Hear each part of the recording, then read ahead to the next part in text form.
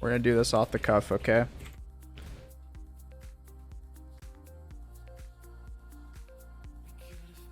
Here's what the comp is, okay?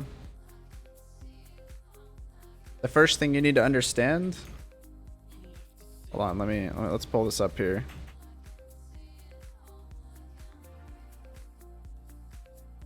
Beautiful. Alright, so the first thing you need to understand here, okay, is the color. Okay? So this color. Thanks, JJ. For the prime. Thank you. Alright, so the first thing you understand is that the color is stacking as much rarity and quantity as possible.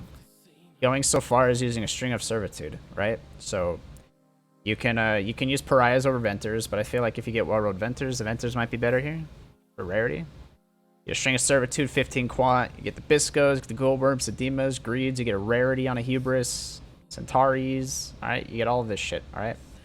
Now what you do is you play a pathfinder and you take flask effect nodes, right?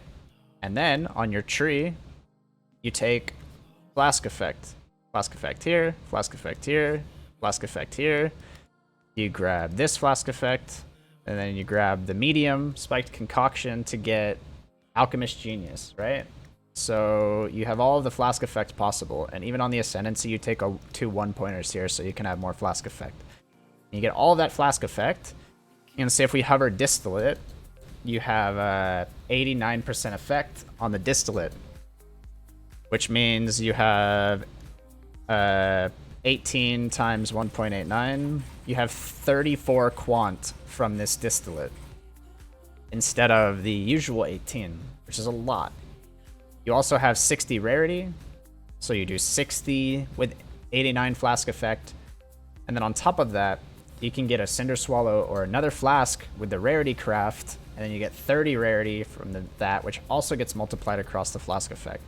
So you can see that you're pushing the quant way higher than what you can normally do because you're just stacking so much fucking extra flask effect.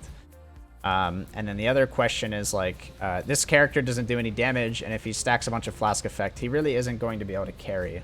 So obviously you go to a color setup. So this character just looks to get the most coverage as possible. And what he does is he does Kinetic Bolt, Awaken Fork, Rarity and Links, Culling, and Awaken GMP. The last link we haven't really decided. It can be like Faster Proj. It can be whatever. You know, there's a lot of choices here. And then also, you have a Poet's Pen. And then what you do with the Poet's Pen is you put a Ring of Blades. So it's a radius, and then you trigger the Poet's Pen with EK, and then you get culling and rarity in there as well. So you're basically just culling everything. This is like old school culling setup with a maximum amount of quant, yeah? And basically the tree is just flask effect, and then you're doing this dumb fucking garbage with voices into energy from knots. That's the only stat you care about is tankiness and survivability. This energy shield is with a mana guardian or a disc bot, so that's like that's basically the number with a disc bot, that 22k, and then you go RT so you don't miss stuff. That's it. That's the entire build. You literally just get flask effect, and you get ES here. You go CI, you're good to go. The items are pretty set as well. The thing you need to know is you have to use Soul Catcher and Divination Distillate, and because you have such a juiced Soul Catcher with all the flask effect, it allows you to use a Vol Clarity here to have 100% uptime on your Volors because the Soul Catcher has such high flask effect. Alright, so now that you understand the color and how he gets so much quantity, the other thing is the DPS. The DPS is a Penance Brand, yeah? This character doesn't have ES gear, so the ES is going to be super low, but I stole all of this gear from like a Deep Delver ZHP, and that's just what I imported here. But basically, the DPS is using Southbound. If you don't know how this works, you have to use Ellie Focus in your gem links, and then it makes it so you can't kill stuff unless you're freezing it, and then if you link Ellie Focus in your links, you can't kill stuff. So basically you're doing a bunch of damage to everything, and you're leaving everything at 1 HP. And when everything's at 1 HP, the color can go ahead and start killing everything with all of the massive quantity, dropping a bunch of items, right? So that's the basic concept. The reason why we thought brands were attractive here is that we needed a DPS build that can scale insanely hard without Headhunter, because we're not going to be using Headhunter this league. That's kind of big. But basically, you can use these like brand loyalty nodes in Grand Design. You definitely want one brand medium to have Holy Conquest. This one is a Holy Conquest. It's the brands attached to a new enemy each time they activate, because you don't want brands to get stuck on enemies that are 1 HP, and if they're not getting cold, you don't want your brands getting stuck, so you want your brands jumping around. Yeah, Holy Conquest is so nice with penance. Yeah, so you definitely want one Holy Conquest in there. And then basically, it's the massive DPS Eternity Shroud penance brand build. It was very popular last league. This build isn't something like super innovative. Like, this build's been done like hundreds of times by other people. It's like what everybody was delving with last league, so we're pretty much just copying what they were doing in terms of the DPS build here. It's just Eternity Shroud, you know, wands, fucking stupid helmet. This is all harvest gear. We don't know what level of gear we'll be able to attain, but this gear is definitely crazy. Call of Brotherhoods, some standard shit. We're thinking about using Xerfes on this build because you can scale cast speed a ton and you still get like the Soul Eater even though you're not killing stuff. So we're thinking that Xerfes is going to be pretty sick here if we can fit it on. And yeah, that's about it. This is the build. It's just penance brand. It should look pretty similar to what you've seen from other people doing. And that's like the two major changes is like you're splitting the carry and the color into two different builds. So now you have somebody with Southbound that's doing a fuck ton of damage, that's not using Headhunter, and then you have a Color who's doing the maximum amount of quant possible by scaling Flask effect so high. You're going to be getting a lot more rarity than you ever have been before. And then the Aurabot, I mean, this hasn't changed very much. I had to change a few things. Mainly, I had to squeeze in, because we're using spells now, you have to squeeze in Zealotry, and you want to put Hatred in your gloves with Hands of the High Templar. Those are the main changes for Hands of the High Templar here. So you want to be empowering Wrath and Hatred with the gloves, and then you want to fit in Anger and Zealotry, so you do need to get a little bit more reservation on your mediums, so you want Pure Aptitude. So you want like 1 Pure Might, 1 Pure Aptitude, and 1 Pure Guile, just one of each. And then the other mediums are going to be Vengeful first, Vengeful first, Vengeful first, you know. And the gearing of the Scion is going to be almost identical to what you've seen before. So this hasn't changed very much. You're just now squeezing in Zealotry, whereas before you weren't. But that's pretty much the aura. The Curse bot has changed a lot. I guess I should pull this up here. The Curse bot, because we are Eternity Shroud, they're turning down Vengeful Commander a bit. Let's say 20-25. That's true. It's still going to be good, and it's still worth taking.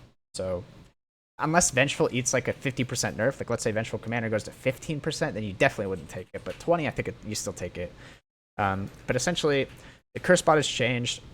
So a lot of the curses have been moved to marks. So you can only apply 1 on a boss, right? I'm sure you've seen the curse changes.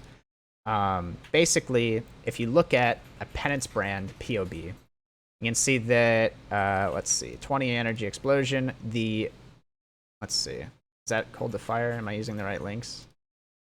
Yeah, okay, so most of the damage is going to be chaos. So you're like 53% of the damage is chaos. You have some that's fire, and some that's cold, but the majority of it is chaos. So the goal behind the curse bot is to curse Despair with maximum effect. So you can see our Curse Despair effect mod here is 535% effective Despair, which means that we're penetrating Chaos to an insane amount. Monsters already start with very little Chaos res, so the damage is going to be sky high on that. Basically, you get all of this Despair effect by comboing Misery Everlasting and Forbidden Words. The Forbidden Words isn't the best damage, but it does give you a insane amount of AoE. And I think it's too much to pass up, and it makes your curses, you know, pretty much the screen. So that's pretty much it. Basically, the curse bot is 3 voices, and then Misery Everlasting, Forbidden Words, all around. Energy from Knots. Pretty standard stuff. But basically, we're scaling Despair Curse Effect because the majority of our damage is Chaos. So the carry does have 9 Shaper items. The carry has, I don't know the number of items, but you do not want the set bonus on the carry. That's a good point. The carry should be using 1 item that's not Shaper, because the set bonus is actually bad, because you can pen the chaos damage way more than you can ignore it. So you know, it can be on the amulet if you're going Xerfes. You can just skip chancing 1 Call of the Brotherhood. That also works. Any of those options. But you do not. The takeaway is that you do not want the set bonus on Eternity Shroud. You want to be able to pen chaos. ZK, thank you, brother, for the Twitch Prime subscription. Thank you. But yeah, the curse bot should look pretty easy to build here. The items, I mean, this is all curse bot shit. You know, Baited Breath, you know, some ES rings, Star Array class. Like, you guys have seen this curse bot stuff. It's not too different than what we've been doing before. It's just that the main difference is we're taking Despair Curse Effect on the mediums because we're doing so much chaos damage. The disc bot has not changed a single bit. Same build. This hasn't changed at all. You take all 3, you take 3 voices, you grab Stalwart Replenishing. You can use a chess piece. Skin of the Loyal is a great option here. For ES, for the personal tankiness. And yeah, that's about it. This build hasn't changed very much. Disc bot's the same. And then the last thing we're doing, the 6th member of the party, is a strength stacking Mask of the Tribunal. You don't know what this does. Basically, it has a mod on the helmet that gives you increased defenses per 100 strength you have. And this build just stacks 3,600 strength. And that is an insane amount of global defenses. So you have 5% times 36. That's, 180% increased defenses. I actually think that this goes up to 6%. Doesn't it? Let's see here. Yeah, it goes up to 6. So you get 6% times 36, which means you're going to have 216% global defenses. That applies to evasion, armor, and energy shield. So when you stack the disc bot alongside this strength stacker, you're going to have insane ES pools, upwards of like 40, 50k ES when you have all of them stacked together. And this allows us to do T19 Delirium maps if we want to. Basically, we're going to have an insane ES buffer, like tankiness, that we can basically do any content in the game as a group that's not, insanely deep delving, but we wouldn't be doing that anyways. But that's basically the comp that we're going with here.